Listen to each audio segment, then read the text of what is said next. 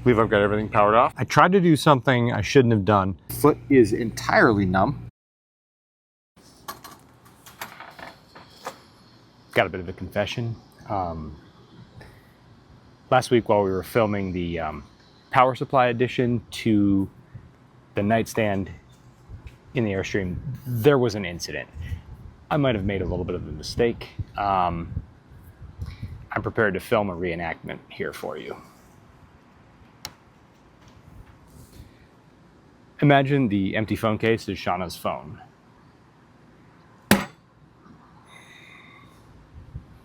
Yeah, I did that. Didn't go well. We usually film off her phone, and I still feel bad. Here we are, post lift.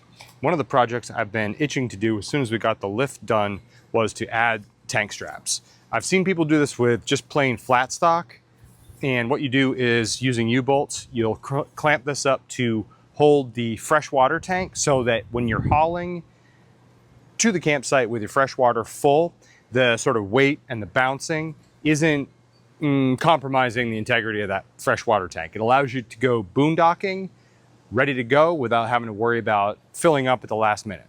So we're going to add tank straps to the Tommy, and I'm going to use Unistrut because it happens that at work, scrap pieces like this get thrown away pretty much almost every day. So I've been looking out for a couple pieces the right length, and I saved them so we can do this with very little material cost. Just going to nip an extra foot off this one, and we'll be at the right length to get started bolting them up.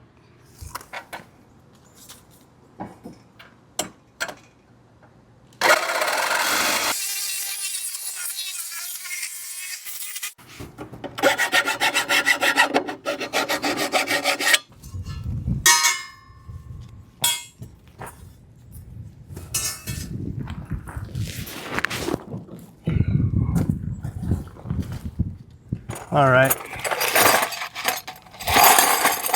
so I've already put my brackets here to roughly gauge the length, so I can just kind of set them carefully up.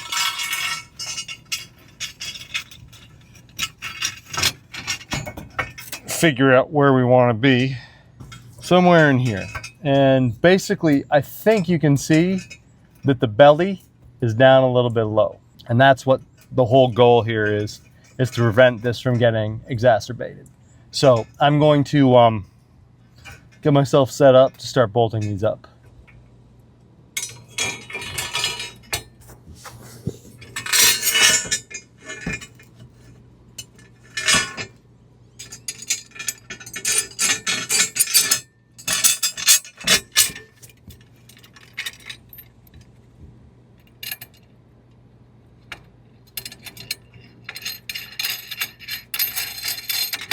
That's the idea. Now we just gotta finish tightening it into place. I've taken the time to make sure the freshwater tank is empty for this, so we've got the ability to kind of take this bounce out of it. Now if this tank was full, this little distended belly here would probably be even worse, and that's exactly why we're taking the time to do this. We like to boondock, and while this trailer is absolutely not set up for it yet, this is something we want to be able to do in this trailer. We're going to take the time to get this straightened out right now.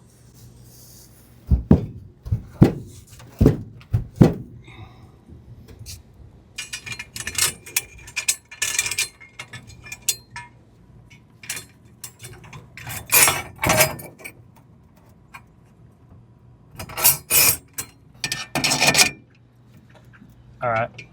I know that I'm going to have to cut the excess bolt off. No big deal. I've got them to hand tight so far. One of the things I'm thinking about doing is just putting a second nut on all of them. It's easy enough to do, and that double nut will ensure they never loosen up, or lower the chance that they'll ever loosen up. I should be clear. But right now, everything's kind of hand tight and in place, and I'm pretty happy with how it's looking. This was going great until I got to the last nut, and I tried to do something I shouldn't have done, which is I had an extra washer. I was trying to double wash everything just for the spacing of it. And what I did was I put a washer on that was a little bit too small. And I thought if I ran the nut against it, I could push the washer up into place, no harm, no foul. And what ultimately seems to have happened is that I started to maybe strip the nut. So yeah, right here, this nut will not budge up or down with the ratchet, plenty of leverage. What I'm worried about is twisting the entire U-bolt if I mess up. My better solution right now is I'm gonna just cut it off because I've got plenty of extra. I'm gonna cut it off with the sawzall, and then I'm gonna come back and clean up the threads and put a nut on there. I think that nut is a lost cause, but I've got more of the same size. So I'm just gonna take that approach. Hopefully it solves it.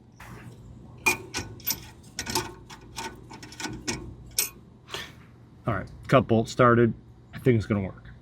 I think I like it, but I'm gonna come back and I'm gonna crank down a second nut on every single one of these just to make sure they're nice and tight. All right, they're all in place, they're all tight. I opted to put a double nut on the end of every one of the U-bolts, so double nut keeps it from backing off and loosening up. I did have to put an extra washer on one or two, just because of the way those U-bolts are made, the threads just kind of ended right about where I needed to run tight. So it was easier to washer it down, make sure I had enough area to tighten. Pretty happy with how this came out. I know that we need to come back and paint this axle. So we're gonna paint the axle, the Unistrut, everything all at the same time, and that should spruce it up. And once I cut these shorter, it'll be safe to crawl under here without risk of snagging, snagging my shoulder on them or anything. But yeah, happy with how it came out. Really got to get to the bottom of this AC drain problem. Keeps ejecting water out the vent. Just caught it doing it again. I've bypassed the drain line so that the two cups that collect the condensation just drain onto the roof. I'm not sure where this is coming. I don't know if it's condensation on a metal surface and then that just sort of condenses and drops, or if it's actually coming from the main condensation line. I gotta get in there and figure it out. Looks like it's dripping from right here and running down from higher up in the condensation pan. So I'm gonna try to get up in there and figure out what's going on. Well, I had two basic ideas for the condensation occurring up in this. One is that it's coming off the lines that I modified because the one does not drain down the body like it should. We didn't have a solution for that, so we bypassed it, hoping that the water would drain to the outside of the body. But I don't think this problem is related to that. I think it's coming from up higher in the AC unit itself, and it's draining straight down, missing all of the AC drain infrastructure anyway. So not sure exactly how I gotta solve this. I might be able to have access to that area if I take the shroud off on top of the AC and go in from the top side. I've got to dig into it and figure it out because this is kind of annoying where it keeps draining straight onto us in the middle of the night. For us, the temperature sensor is in here behind the display. And what that means for us is that up front here in the dinette area, it'll stay nice and cool because the sensor doesn't think it needs to cool down, and the back AC doesn't really do its job and keep the bed area cool. What we're really trying to figure out is if we only run the one AC back over the bed, is that why we have the excessive condensation problem? All right, so I've been fishing this around up in here and I was expecting to see like a big pool of water that for whatever reason just like lets go periodically. But the bottom line is I don't see it. Like I can see the coils look clean. I was feeling up there, I don't feel water. I'm really confused.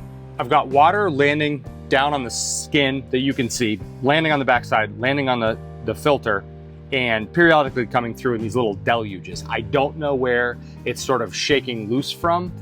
I wish I could figure this out. I'm gonna try to look at the outside and see if I can figure out what's going on from the top side of the AC. I'm gonna go ahead and take off the white styrofoam insulation cover layer, and then I'm gonna go in and take off the black plastic underneath it if I can figure out all the attachment points. There's screws, clips, etc. and get in there and figure out what's going on.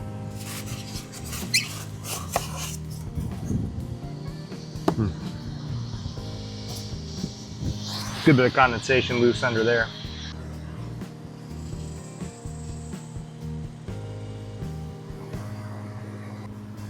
Check this out. That's just a 2-inch deep puddle of water in the plastics of this. You know, this condensation's not causing our problem, but all this accumulated water, it's just asking for trouble eventually. Mold or something else.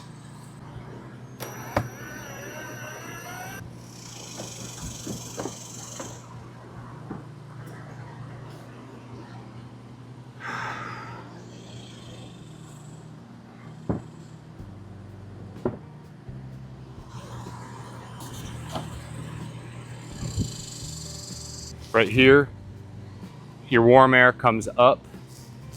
There would normally be a filter there. So your air comes up through the filter, comes up and goes through the coil and gets blown back down. And in this case, we have ducted AC. So you can see right there, that's the duct. Air goes in and finds its way out the vents, and that's where the cold air comes from.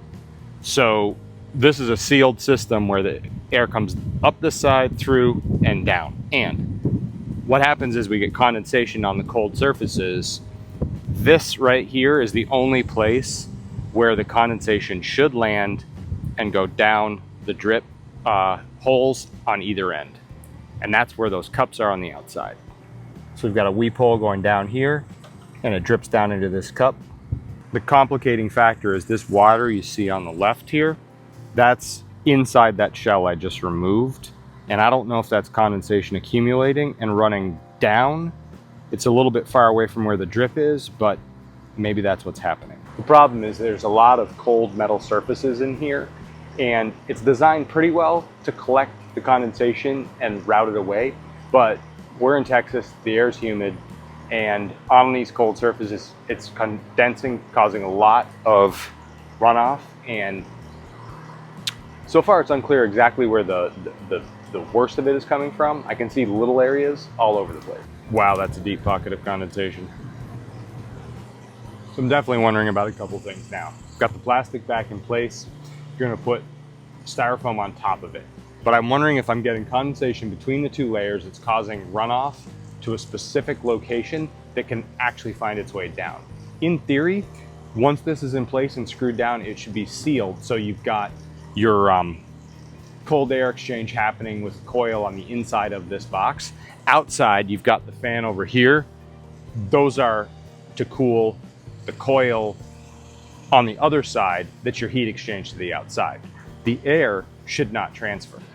Well, my investigations from the top side of this AC haven't led me to an easy conclusion as to what's happening. I don't think it's a serious problem. It's just one of these things. Maybe we're gonna, one of these days, figure it out and solve it. Unfortunately, I don't think that's today.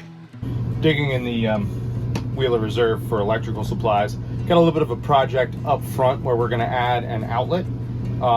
Actually, we're gonna move an outlet. More on that in a second.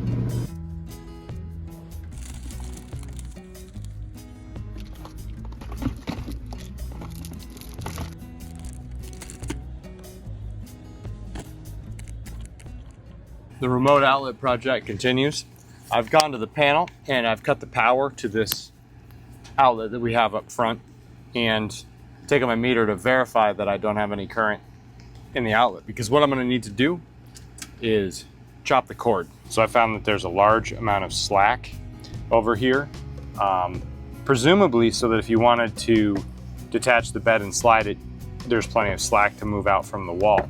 Now, the good news for us is that we can capitalize on this additional wire to put an outlet in the nightstand so that we've got a place to plug in the pop-up outlets and perhaps another additional thing, such as the portable vacuum. I'll go ahead and cut this. I believe I've got everything powered off, and I'm hoping nothing dramatic happens.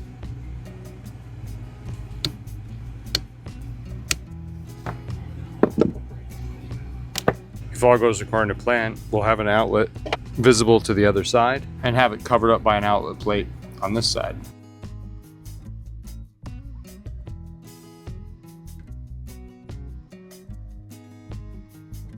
I got the double outlet all wired up.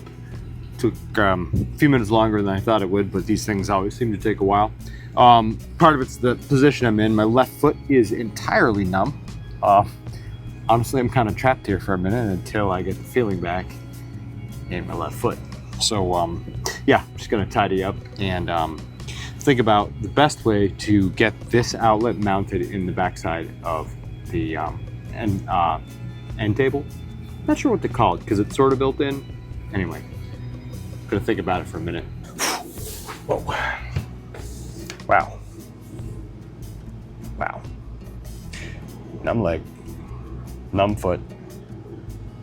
All right, let's put the breakers back on.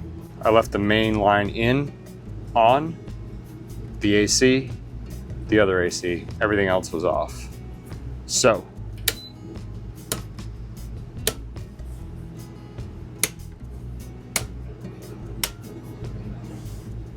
and we're back. I'm gonna go test that outlet. On second thought, I'm just gonna sit here a second and let my foot recover. Wow. Sitting cross-legged for quite a while, and yeah, that left one. So the main issue now is I've got to take the nightstand outside so I can cut with the saw. I don't have the space to cut into the sidewall in kind of the hidden away location, so I need to wrestle that outside, make the cuts, and come back so I can assemble everything. Shouldn't take too long.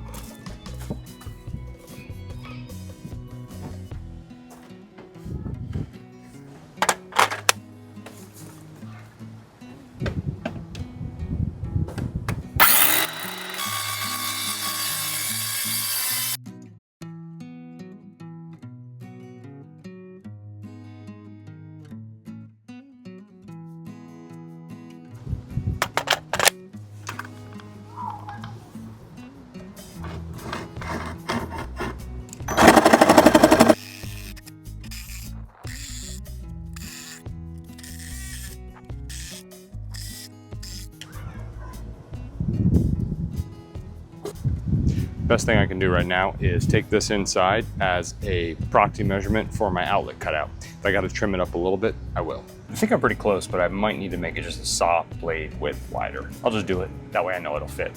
The outlet plate will cover a little bit of inconsistency, so I think I should be fine.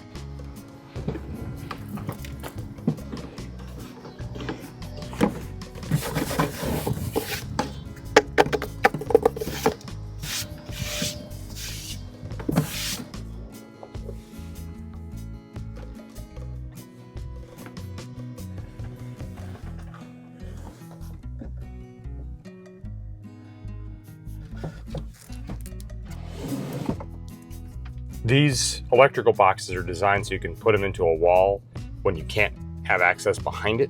So I have that to my advantage now. I should be able to work it through the hole, get it fixed into place, and get the outlet plate on it, and everything will be perfect.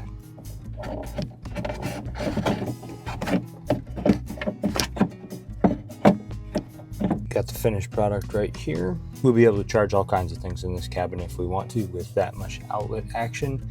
And then up on top, we'll be able to charge all kinds of things more.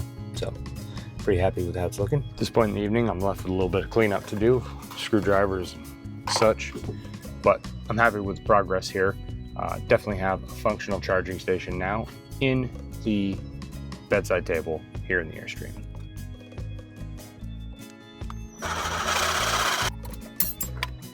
Stainless, can really eat through a sawzall blade. Question is, do I want to finish up a couple of old and nearly worn out blades, or do I want a nice quick cut with a fresh blade?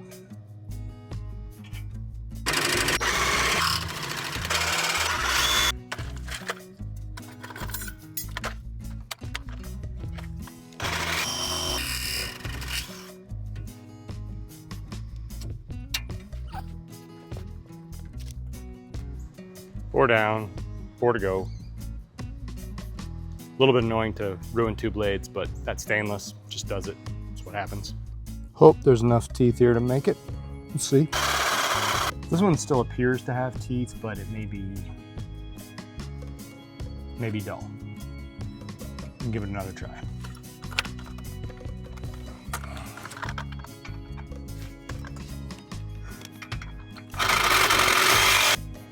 Slightly thicker blade.